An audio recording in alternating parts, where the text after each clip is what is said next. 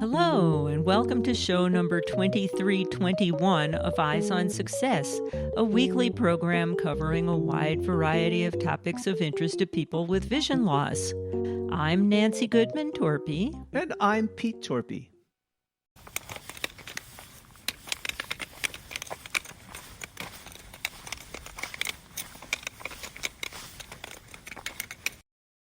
I invite our listeners to guess what that interesting sound is. But you won't have to wait. I'll actually tell you.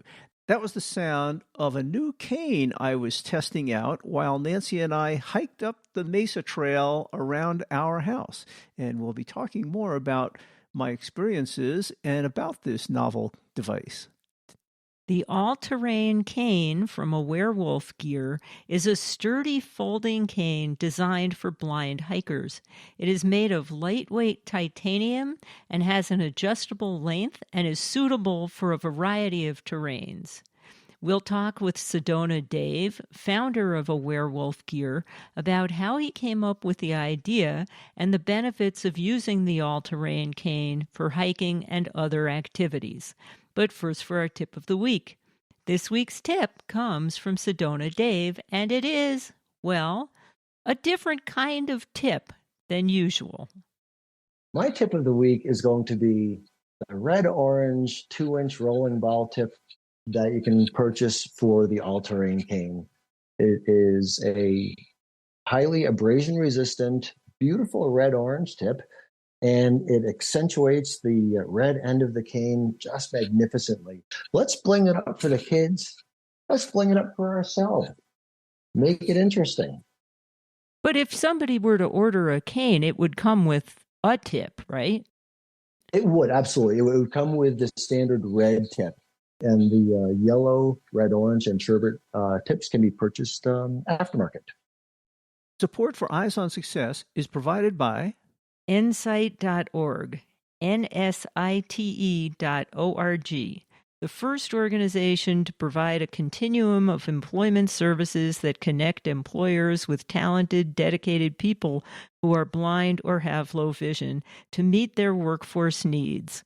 Nsite, a vision for talent. You are listening to Eyes on Success. Success, success, success, success, success. Let's start by meeting Dave and learning about some of his prior careers, including being a professional firefighter. Hey, everyone. I am Sedona Dave. I live in Sedona, Arizona, 59 years old, and I am an RP. I've got retinitis pigmentosa, down to about 3 to 5 degrees vision remaining. I did develop a clothing line, Awarewolf Gear, and also a supportive mobility cane, Awarewolf Gear's all-terrain cane. And that's what we'll be talking about mostly today. But presumably you got involved in this cane because living in Sedona, how could you not? You do a lot of outdoorsy stuff. I do, absolutely. Well, that all actually stemmed from my forestry and wildfire fighting days. Love the trails. I want to be outside. And as a blind person, I just needed that something extra to keep me safe on the trails. Hence the brainchild of the all-terrain cane.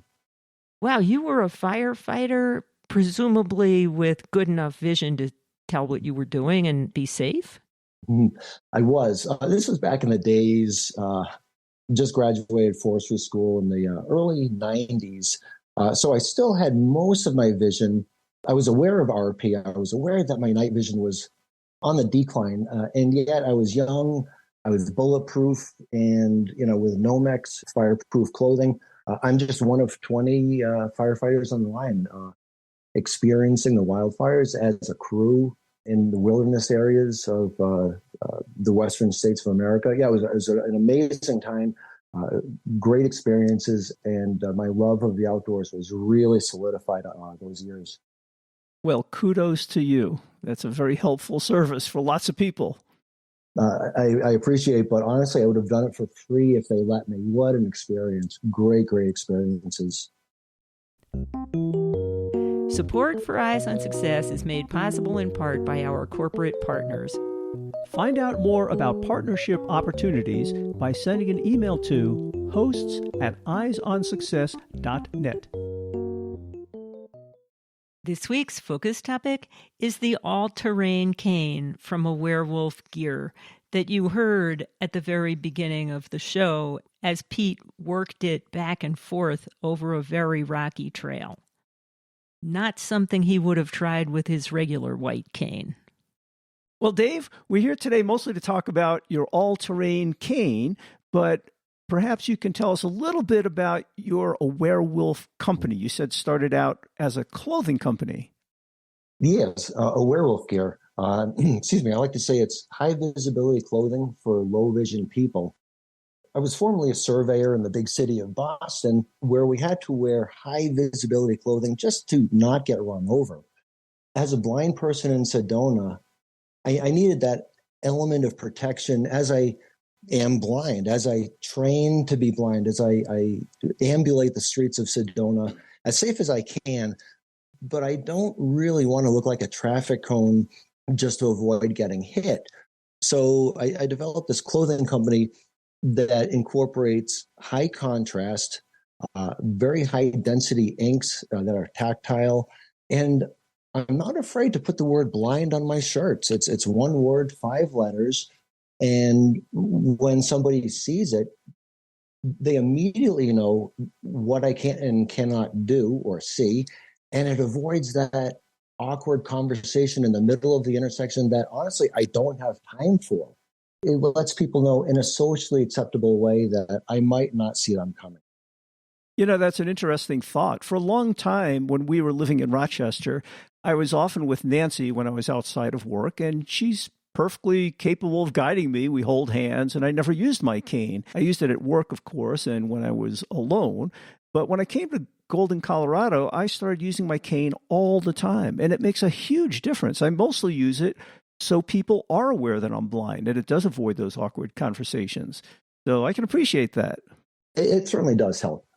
And they look, I hate to say it, but they look great. The Wolf logo, very proud of it, very proud of the designs, the way we incorporated the word blind strategically on the back or on the front, but not every shirt has it. Remember, this is, as you mentioned, it's a family issue. It's a community issue that, my wife isn't blind, nor does she want to wear a shirt that says blind.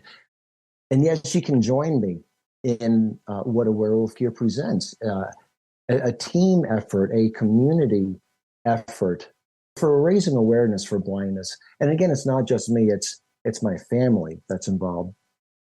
How long ago did you start Awarewolf Gear?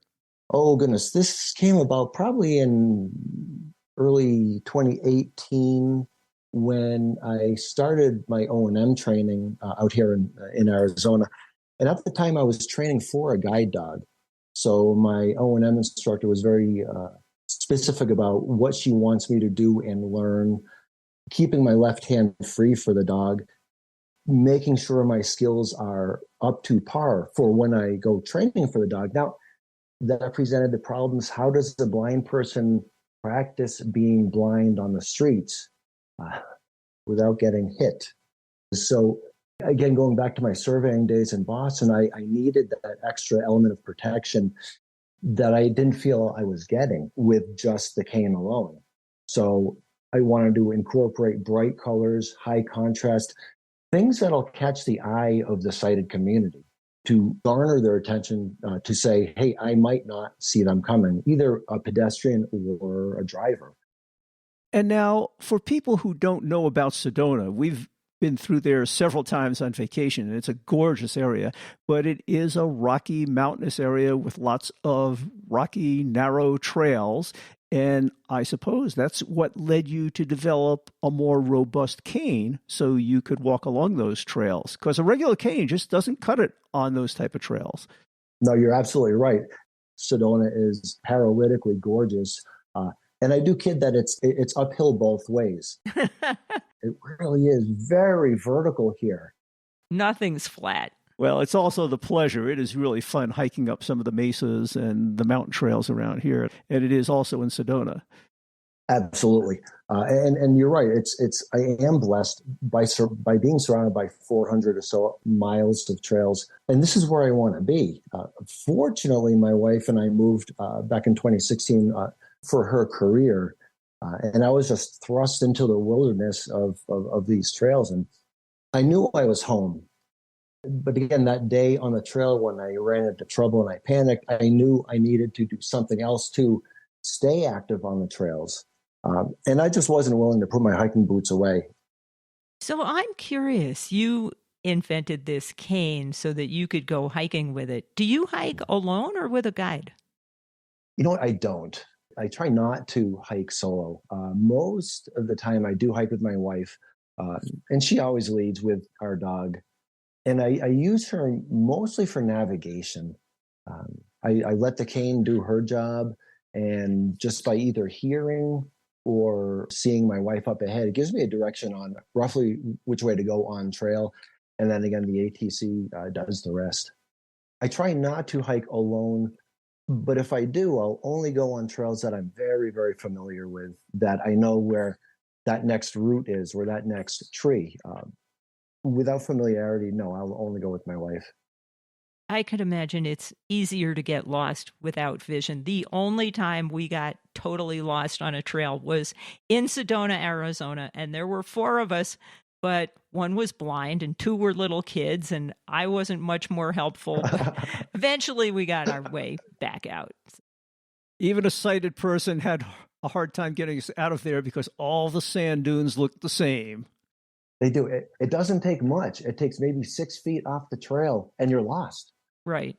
Yeah, been there. Absolutely. It doesn't take much. So tell us what is special about the all-terrain cane. Well, certainly. The all-terrain cane is a super strong, lightweight mobility cane designed by me, a blind person, to hike the wilderness trails of Arizona and everywhere else I want to be. I'll give you the tour of the cane from the top down.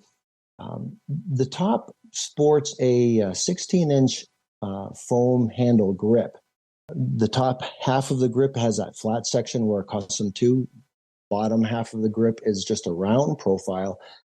And this allows us to choke up where we need to on the trails as we ascend, and our pace is no longer 2 long steps. I'll choke up, making sure that my next step is right in front of me, and the cane is identifying this. I can switch from a cane grip to a ski pole grip as I descend, and that takes the weight off my shoulders and puts it onto my pecs, my biceps, so I can descend a lot safer. This 16-inch grip is mounted independently of the 3-section folding cane on its own independent tube and flip lock.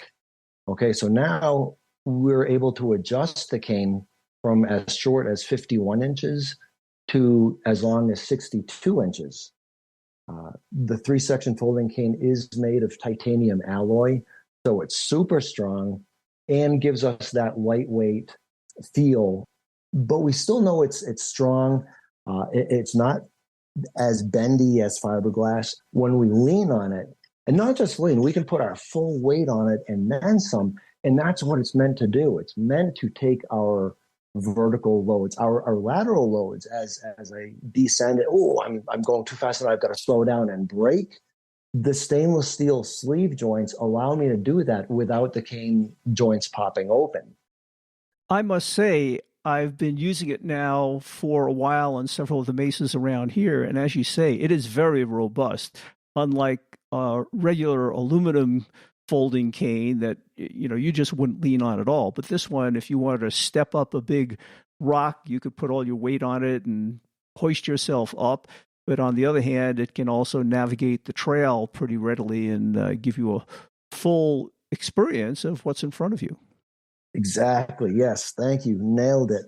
And what Pete used to use when we went hiking on trails was a regular hiking stick. And that, it was great for support. It was great for balance, but it didn't do squat for telling him what was in front of him. And so we go hiking together. And so the experience has really changed for me because I used to have to tell him if anything unusual was coming up. You know, there's going to be rocks, there's going to be mud.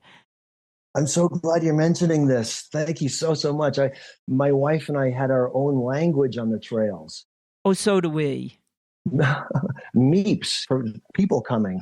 Scrabble left, cactus right, razzle dazzle, and all these little quirky words meant something to us.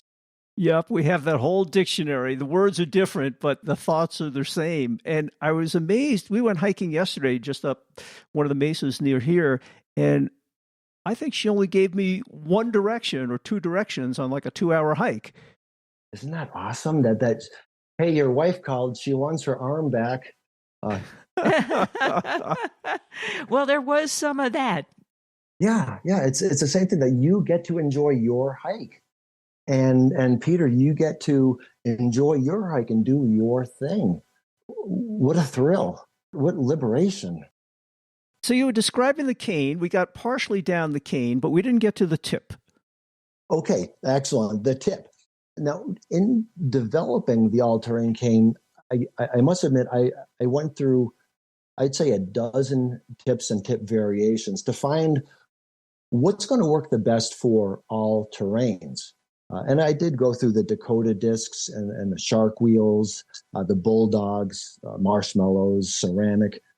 And what I found was that the 2-inch rolling ball just excelled on, yes, all terrains, gravel, sand, rock, ledge, concrete, asphalt. It handled everything the all-terrain cane was made for. And I described that as me having developed a Jeep. Now it's time to put the right tires on. I'm certainly not going to put racing slicks on. I need the appropriate tires, all-terrain tires for it. And I feel that this 2-inch rolling ball really has covered the spectrum of surfaces that I ambulate on.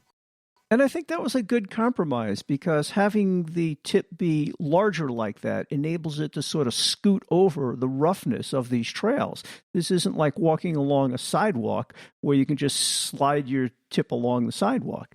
Right. And it's not going to get caught up in every little rock and root. Yes. We are, I'm very proud to say, we are producing our tips in 4 different awesome colors. Standard red, because it matches the bottom of the cane, yellow, red orange, and a sherbet pink. And all of these attached to the cane with that 1/2-inch universal slip-on. I chose a slip-on tip as opposed to the hook because I feel it's stronger. As I'm crashing into the rocks and roots and everything on the trails, I just felt that it gives a stronger presence on the end of the cane. So everything was just super built, super strong. And again, when you need it and you don't have it, that's when we're in trouble. The other thing I thought was interesting using this cane on the trails around here, as Nancy said, I've generally hiked with a standard hiking stick, mostly for stability, and I'll use it as kind of a third leg. But just having this cane be configured as a cane for the blind, people were so much more polite and aware on the trails when bikers came past or runners came past. It was an amazing difference. And it was, like you say, with your clothing line, just making people around you aware that you can't see. It makes the interactions more comfortable and the conversations easier. Absolutely. I'm very curious to hear your experiences on the trail. When I used to hike with my prototype that did not look like a mobility cane, hikers on the trail really didn't understand what was going on until they saw the movement of the cane and the ball, and they sort of put 2 and 2 together. Now, when I hike with my all-terrain cane, as you know, it looks like a mobility cane. It's white and red reflective. My experience on the trails with fellow hikers is different, where people will see me walking as a blind person, and then as we pass, it'll dawn on them that, wait a minute, he's not walking, we're hiking. And it's usually when they're behind me that I'll hear something more like, wait, what? Well, we haven't gotten that kind of surprised reaction, but, when it's just the two of us with the hiking stick, people assume we're going to get out of their way. Yes. When it was the two of us with the all-terrain cane that looks like a mobility cane, like every single bicycle, they just stopped and pulled to the side and let us pass. And they understood that we were going to be two people wide, and they couldn't just expect the guy who couldn't see the edge to get any closer to it. Right. To me, that's a blessing. Oh, absolutely. She's doing her job. And see, I mean, the all-terrain cane, she's doing her job, and not just obstacle detection and support and navigation, but she's telling the others as well, because of the red and white. And that was very important for the design patent. But to hear of your experiences of that on the trails is eye-opening. It's blessed. It's beautiful. Thank you for that feedback. The other thing I wanted to reinforce, which you've sort of brushed over quickly before, was that there are various ways to use this cane. So when I walk with a cane, I walk pretty briskly and I take a pretty long step. So I have a pretty long cane. And I was tempted at first to start using this like my normal cane, so to hold it at the end and way out in front of me. And I found, it is a little bit heavier than a normal cane, and it was a little bit of work to keep it going. Yes. What I quickly learned, though, was that on the trail, you naturally take smaller steps, so I didn't need to have the cane that far out in front of me. So I choked up on it quite a bit. And then the balance made it a lot easier to control the cane, move it back and forth. But then when I came to some of the downhills or a big rock I wanted to step up, you could get back up to the top of the cane and use it as a stick that you could use to lift yourself up or give yourself some balance when you're going down. So there are many ways to use it, and I think people need to experiment a little bit depending on the terrain, where they're going, how fast they're going in using it.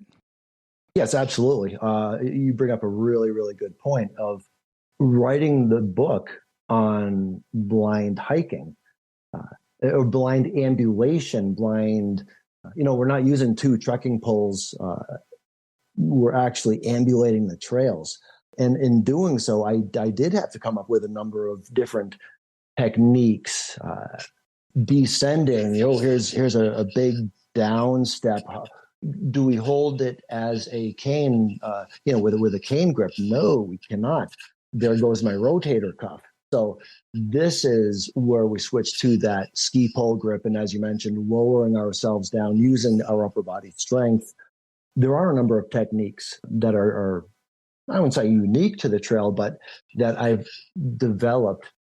I want to make sure my next step is a safe one. So if I'm lowering myself down, I will tap the cane tip. And I don't know if there's a name for it, tippy tappy or tic tac or whatever, but just tap, tap, tap, tap until I know that that's a good perch for my foot. Now, an O&M instructor will say, you don't need to do that. You're wasting your time. That doesn't do anything. For me, it does. I need to know that my next step is a safe one. Before you go careening down the mountain. Careening down, yes. So I think the bottom line is that people really ought to be encouraged to experiment with different grips and different ways of using it. This isn't a one-size-fits-all, but this cane does afford you with the opportunity to do that. Exactly. And I keep emphasizing your next safe step is up to you. Do what you got to do to take it safely. And if I feel the need to tap around or to go not just 11 to 1 o'clock, but I want to sweep 9 o'clock to 3 o'clock I want to know what's next to me. And if there's a cliff next to me, I want to know that. So yeah, I will venture beyond what the OMIs have taught me. And quite honestly, my latest instructor, she was very honest about me. And she said, look, I know you're going to take shortcuts. I know you're not going to sweep and clear for that next step, but you're taking risks and you're accepting these risks. So do it intelligently. I appreciate that opinion because on the trails, I'll find, the cane will stop. What is it? Is it a rock? Is it a root? Is it a water bar? I don't care. It's in my way. Move on. Well, if it's a mountain lion, you might care. Well, anyway, Dave, congratulations on a great design and a great contribution to avid outdoors people like ourselves. Great idea and great concept. Thank you so very much. I appreciate that. And I love that you're out there getting it done and going where you want to be. That's what it's all about. You are listening to Eyes on Success. Success, success, success, success, success. Now for this week's final item, how to learn more about the all-terrain cane from Awarewolf Gear, how to get one, and how to contact its developer, Sedona Dave. Well, Dave, if people are interested in finding out more about the all-terrain cane or the Awarewolf Gear clothing that you sell, where would you send them? I'd send them right to our website, and that is awarewolfgear.com. And that is AWAREWOLFGEAR.com. And that'll take you right to our website. And if you want to throw in a /ATC, that'll take you to our all-terrain cane page. Otherwise, peruse all our amazing shirts, beautiful designs. Also, the all-terrain cane plus ball tips, ball packages. You could find those online as well. So yeah, check us out, awarewolfgear.com. Do you have a social media presence? Yes, I am on Instagram, Facebook, LinkedIn, and YouTube. If people had a question for you, how would they reach you? Oh, goodness. Best place to reach me, I would say on our website, there is a place where you can fill in for your email address, and all of those get right to both my partner and myself. You can email me at info@awarewolfgear.com. That'll get to me. And if you're interested in learning more about the all-terrain cane or perhaps purchasing one or some of the special clothing that's sold by Awarewolf Gear, you can find all of that contact information in the show notes associated with this episode, which is show number 2321 at www.eyesonsuccess.net. And if you're interested in hiking or nature or birding and want to get outside and enjoy nature, you can put any of those terms into the search field on our website to find previous episodes in which we talked about hiking and getting outdoors to have some fun and enjoy nature. So check out the show notes. They can be pretty useful to find any of the episodes in our over 600 episodes in our full archives. That's it for today's show. Next week on Eyes on Success, we'll be continuing the conversation with Sedona Dave, but from a slightly different perspective. As you know, Dave is blind and lives in Sedona, where he was having trouble with sighted drivers not seeing him when he was walking around town. And he also wanted a better and safer way of hiking the trails nearby. We'll talk with Dave about how he solved his problems by starting Awarewolf Gear and developing some clothing and the all-terrain cane, a journey that was frustrating at times but rewarding in the end.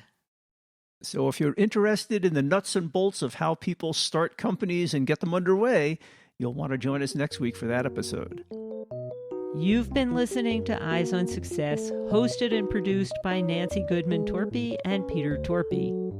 You can access the full archive of previous shows, subscribe to the podcast, and much more by going to our website, www.eyesonsuccess.net. If you have questions about anything you've heard on the show or have suggestions for future shows, send an email to hosts@eyesonsuccess.net. Thank you for listening and have a nice day.